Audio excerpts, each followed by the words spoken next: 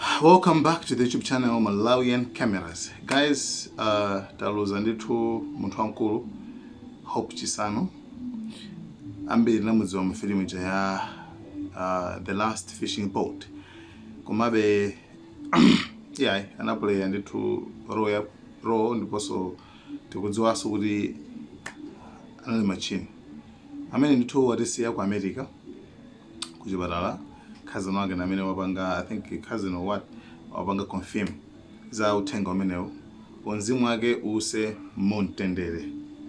Chabwino mwachizolowezi Amalawi nthawi zina timatha kupanga zinthu zimene sitimazindikira kuti zikuwononga pena pakeso chifukwa tangozolowera mwina tikakhala kuti ajasima ya kabichi kayaso apisesi nkufika pa Facebook ndikumangolemba zimene tingalembezo pa Facebook paja ndikafone kathu kophwanyika kacha koma suku zozoti iweyo ukupanga cause damage yayikulu kwambiri mu mtima mawena wake.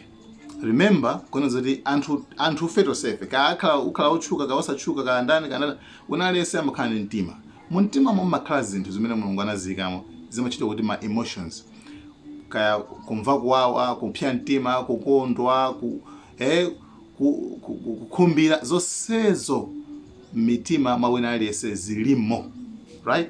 Nde ena makalemba kuti ayi basa wamwalirayo basa ngati posti ati basa tu angotulutsa nyimbo wina amwalira kuti nkhani yake ndi straight anthu amakonda kukamba za gwamba bla bla bla bla gwamba.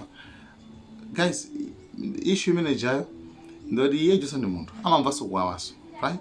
So wangofika yongolemba zimene zichazo ndiye uchikuona ndi mtima wako ngokhala sizingatheke amamvaso kuwawa amamvaso zimene mutazika inuyo mutakhala inuyo sumangamveso bwino. Ndiye issue yofite yosatanikiza zonsezo kuti kulibe zinthu zilipo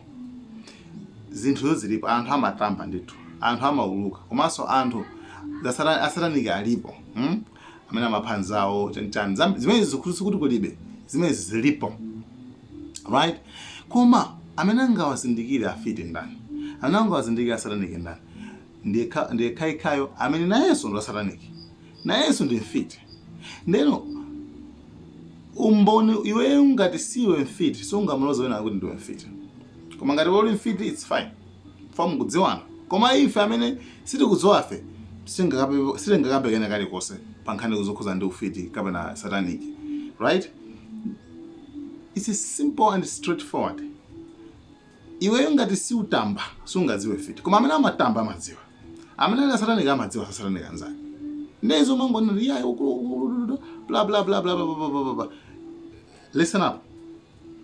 Issue hapa ndio kuti iweyo osangokhuta sima ya kabichi kapena ya soya pieces kungopita kwangolemba pamene pachapo zinthu sikuti zimangothawa mpachapo ana ake akaziona zimawapweteka tuvuka nawonso ndi ndi mitima nawonso ndi anthu ali magazi amaboma ngati mene upangire weyo.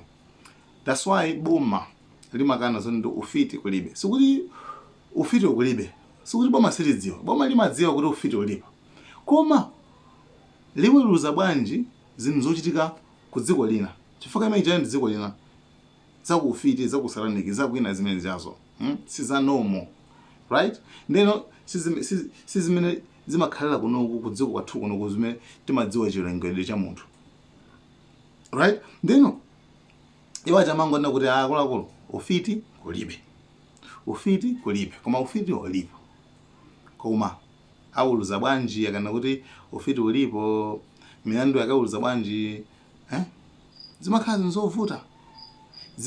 zinthu zovuta kuti zitero kama ndiveseka adono ngati mwandivesesa boma silinga lowerere mu zinthu zimene zochitika kwina ku midima koma boma litha kuweruza nkhani yokhuza ndi kuba chifuti bomalo palo khaso lima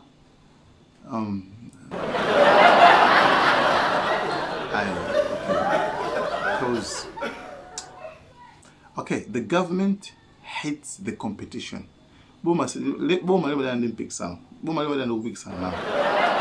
Tilele bwana, tilele.